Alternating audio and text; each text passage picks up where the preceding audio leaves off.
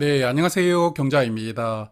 오늘은 장기 투자를 선호하는 분들을 위해서 미국 지수를 추종하는 인덱스 펀드를 정리를 해보았습니다. 금세기 최고 투자자로 불리우는 워렌 할아버지는 이런 이야기를 한 적이 있었는데요. 내가 죽으면 나의 유산 90%를 인덱스 펀드에 투자를 하고 나머지 10%는 국채에 투자를 해달라 이렇게 말씀을 하셨다고 합니다. 주식시장의 상승과 하락을 그대로 따라가는 인덱스 펀드에 투자를 하는 것은 정말 단순한 투자이지만 날고 기는 투자자라 하더라도 이런 단순함을 능가하는 것이 쉽지 않습니다. 그리고 워렌 할아버지 미국 사람이니까 당연히 미국 시장에 투자하는 인덱스 펀드를 의미하셨을 텐데요. 화면의 차트는 미국 우량주 500 종목을 모아둔 S&P 500 지수입니다. 잠시 후에 말씀을 드리겠지만 지금까지 상승률이 약 3200%이거든요. 특히 2010년 이후부터는 매년 큰 폭으로 미국 시장은 성장해 오고 있습니다. 그래서 점점 돈의 가치가 없어지는 세상이지만 그래도 미국 시장은 돈의 가치보다 조금 더 나은 성과를 보여주고 있기 때문에 우리가 주식 투자를 하는 이유일 것이고 또 해야 되는 이유라고 생각합니다. 그리고 당연한 이야기이겠지만 장기 투자를 하겠다면 미련 없이 미국 시장을 선택하는 게 정답이라고 생각을 하는데요. 물론 미래는 어떻게 될지 아무도 모르겠지만 과거와 현재를 본다면 여전히 세상은 미국을 중심으로 돌아가고 있기 때문입니다. 자, 그러면 먼저 미국 시장에 상장된 인덱스 펀드를 직접 투자를 하려면 어떤 조건일지부터 살펴볼 텐데요. 종목을 살펴보기 전에 먼저 세금을 조금 알고 투자를 하면 좋습니다. 일단 우리는 미국 사람이 아니라 한국 사람이기 때문에 미국 시장에 투자를 하면 세금이 부과가 되는데요. 대표적으로 매매 차익이 발생하면 차액에 대해서 양도세 22%가 부과가 됩니다. 다만 매년 250만 원까지 비과세가 적용이 되고 250만 원을 초과하는 금액에 대해서 22% 세금이 부과가 되거든요. 그래서 장기 투자로 꾸준히 모아가더라도 언젠가는 주식을 매도를 해야 될 테니까요. 매도할 때 차액에 대한 세금 22%는 생각을 하시면서 투자를 하시는 게 좋습니다. 그리고 배당금은 미국에서 세금 15%를 제외하고 지급을 하는데요. 그러므로 배당금은 한국에서 따로 세금을 부과하지는 않지만 미국에서 받는 배당금도 국내 금융소득에 합산되거든요. 그래서 금융소득이 2천만 원 넘어갈 수 있는 분들은 참고하시면서 투자를 하시는 게 좋습니다. 미국 인덱스 펀드를 투자한다면 가장 무난한 선택은 S&P 500 지수를 추종하는 종목을 고르는 것일 텐데요. 미국에 상장된 우량주 500개를 모아둔 지수입니다. 이 500개는 미국 시장의 시가총액 80% 이상을 차지하고 있거든요. 그러므로 S&P 500에 투자하는 것은 미국 시장 전체에 투자를 한다고 이야기할 수 있을 정도로 대표적인 지수라고 볼 수 있습니다. S&P 500 지수를 추종하는 ETF는 여러 종목이 있습니다만 유명하고 대표적인 종목이 3개 정도라고 생각하는데요. 티커가 SPY, VOO, 그리고 IVV입니다. 세 종목은 주가가 약 500달러 정도로 비슷하게 형성이 되어 있고요. 운영 보수는 SPY가 0.09%이고 나머지 두 종목은 0.03%로 큰 차이는 아니지만 스파이가 조금 더 많습니다.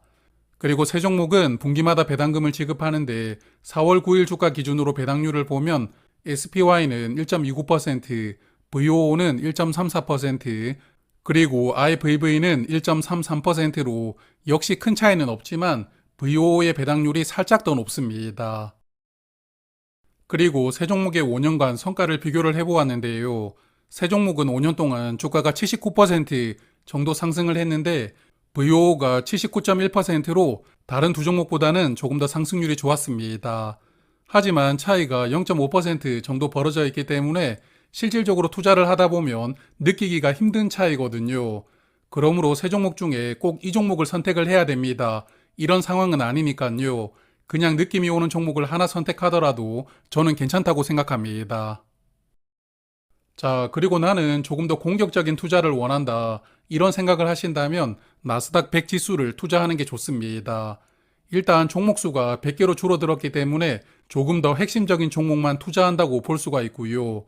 성장성이 조금 더 큰 종목에 투자를 하기 때문에 주가가 상승할 때는 조금 더 많이, 그리고 하락할 때도 조금 더 많이 하락하는 구조를 가지고 있습니다. 나스닥 100 지수를 추종하는 ETF 중에 대표적인 종목은 QQQ가 있는데요. 그리고 QQQM이라고 해서 QQQ 미니 버전이라고 보이는데 주가는 절반 수준이라는 차이가 있습니다. 먼저 오리지널 QQQ를 보면 4월 9일 주가는 442달러였고 연간 운용 보수는 0.2%입니다. 그리고 분기 배당을 지급하고 있는데 배당률은 0.55%라서 배당금은 거의 없다고 볼 수가 있고요. 그리고 미니 버전은 주가가 182달러로 QQQ의 절반 수준이고 운용 보수도 0.15%로 조금 더 저렴합니다. 그리고 배당률이 0.76%로 QQQ보다는 살짝 높은데요. 그래서 두 종목 중에 미니 버전인 QQQM을 선택하는 게 무난할 것이라고 생각이 되는데 그럼 성과는 어떤지 비교를 해보았습니다. QQQM이 상장한 지 5년이 되지 않아서 그냥 최근 1년간 성과만 비교를 해보았는데요. 두 종목은 1년 동안 39% 정도 상승을 했는데 미니가 아주 조금 더 상승을 했습니다만 피부로 느끼기가 힘든 차이거든요. 그래서 나스닥 100을 추종하는 종목을 선택한다면 이번에도 그냥 느낌 오는 종목을 선택하셔도 괜찮다고 생각합니다. 그리고 최근 5년 동안은 S&P 500과 나스닥 100 지수의 성과를 비교를 해보았는데요. 나스닥은 138% 상승했고 S&P 500은 79% 상승했습니다. 아무래도 코로나 시대 이후에 주가가 변동폭은 있었지만 전반적으로 상승 추세가 이어지고 있다 보니까 나스닥 100의 상승폭이 더 좋았다고 생각하는데요. 그러므로 앞서도 말씀을 드렸지만 적극적으로 투자를 한다면 나스닥 100이 좋고 안정적으로 투자를 원하신다면 S&P 500을 선택하는 편이 무난하니까요. 나는 어떤 투자를 원하는지 곰곰이 생각을 해보시고 결정하시면 좋을 것 같습니다. 자, 그런데 연말정산을 해야 되는 분이라면 국내 상장된 ETF를 투자하는 것이 유리할 수가 있습니다. 바로 연금계좌의 절세 혜택 때문인데요. 미국에 투자하는 ETF는 매매 차익과 분배금의 15.4% 세금이 매겨지지만 연금계좌는 일단 세금을 내지 않습니다. 다만 나중에 만 55세가 되면 연금을 수령할 때 5.5% 소득세를 내게 되는데요. 소득세를 낸다 하더라도 납입금액의 13%는 세액공제로 돌려받았거든요. 그러므로 소득세보다 절세 효과가 훨씬 큰 상품이 바로 연금계좌입니다. 그래서 연말정산을 하셔야 되는 분들이라면 다음 내용을 잘 참고를 해보시길 바라겠습니다. 그리고 국내 상장된 종목 중에서 환노출되는 종목들은 환율 변동이 주가에 반영이 되거든요. 해외 계좌로 직투하는 것과 차이가 없습니다. 그래서 잠시 후에 소개드릴 종목은 모두 환노출 종목들이라는 점을 참고하시면서 내용을 들어주시면 좋을 것 같습니다. 자, 먼저 미국 S&P 500을 추종하는 국내 ETF 대표 종목부터 살펴볼 텐데요. 미래에셋 타이거가 시가총액이 3조 원으로 가장 사이즈가 큰 종목이고요. 삼성 코덱스는 1조 원, 한국투자 에이스는 9,300억 원, 그리고 신한자산소울은 778억 원으로 규모는 가장 적습니다. 그리고 국내 ETF는 미국에 상장되어 있는 ETF보다는 수수료가 전반적으로 높습니다. 기타 수수료까지 합산한 총 수수료 기준으로 보면 네 종목은 0.2% 정도 수수료가 적용되고 있는데 이 중에서는 소울이 0.2%로 다른 종목보다는 조금 더 많습니다. 그리고 타이거와 에이스는 분기 배당을 하고 있고요. 두 종목의 최근 1년간 분배금은 230원으로 분배율은 1.3% 정도 되고요. 소울은 매달 분배금을 지급하는 월배당 종목인데 1년 동안 162원을 지급했습니다.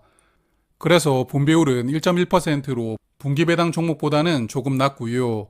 그리고 마지막 코덱스 상품은 TR 상품입니다. TR은 토탈 리턴의 약자인데요. 분배금을 재투자하는 상품입니다. 그래서 어차피 나는 분배금을 받아도 재투자를 할 것이다. 이런 생각을 하신다면 이 종목을 선택하시는 게 좋습니다. 그리고 최근 1년 동안 성과를 분석을 해보았는데요. 작년 4월 10일 주가와 올해 4월 9일 주가 차액과 분배금을 합산해서 투자 수익률을 분석을 해보았습니다. 네 종목은 1년 동안 32% 정도 투자 수익률을 보여주었는데 분배금이 자동으로 재투자되는 코덱스 상품의 성과가 조금 더 좋습니다. 하지만 성과 차이가 0.2%라서 다른 종목들도 분배금을 재투자했더라면 비슷한 성과를 보여줄 수 있었다고 생각하고요. 그리고 월배당하는 소울은 분기배당 종목보다는 수익률이 0.3% 정도 더 높게 나오고 있습니다. 자, 이번에는 나스닥 100 지수를 추종하는 국내 ETF 대표 종목들인데요. 네 종목 중에서는 타이거가 시가총액 3조 원으로 사이즈도 가장 크고 총 보수도 0.23%로 가장 높습니다. 그리고 에이스는 7,400억 원, KB스타는 4,500억 원 정도로 사이즈가 상대적으로 작지만 총 보수는 0.16%로 네 종목 중에 가장 적고요. 그리고 분배금을 재투자하는 코덱스의 시가총액은 7,500억 원 정도이고 총 수수료는 0.19%가 적용되고 있습니다. 그리고 타이거와 에이스, KB스타 세 종목 모두 분기 배당을 하고 있는데요. 다만 분배율이 0.56%이기 때문에 분배금은 매우 적다고 볼 수가 있습니다. 그리고 타이거 2010년에 상장된 ETF이다 보니까 주가는 10만 원 넘거든요. 그래서 다른 종목에 비해서 주가가 5배, 6배 정도 크다는 점도 투자를 하실 때 참고하시면 좋을 것 같습니다. 그리고 마찬가지로 최근 1년간 성과를 비교를 해보면 세 종목은 43% 정도 투자 수익률을 보여주고 있는데요. 이번에도 분배금이 재투자되는 코덱스 종목의 성과가 43.8%로 조금 더 좋습니다. 그리고 분기 배당을 하는 세 종목 중에서는 타이거가 43.5%로 다른 종목보다 조금 더 나은 성과를 보여주고 있습니다. 자, 그래서 오늘은 장기 투자의 기본이 되는 인덱스 펀드를 정리해서 말씀을 드렸는데요.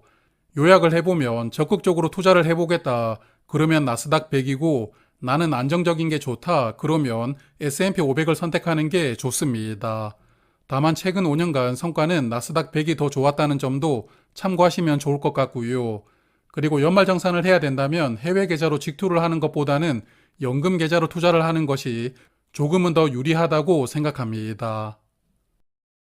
그럼 저는 다음에 또 좋은 내용으로 인사드리도록 하고요. 남은 한 해도 좋은 투자로 자산 많이 불려가시길 바랍니다. 고맙습니다.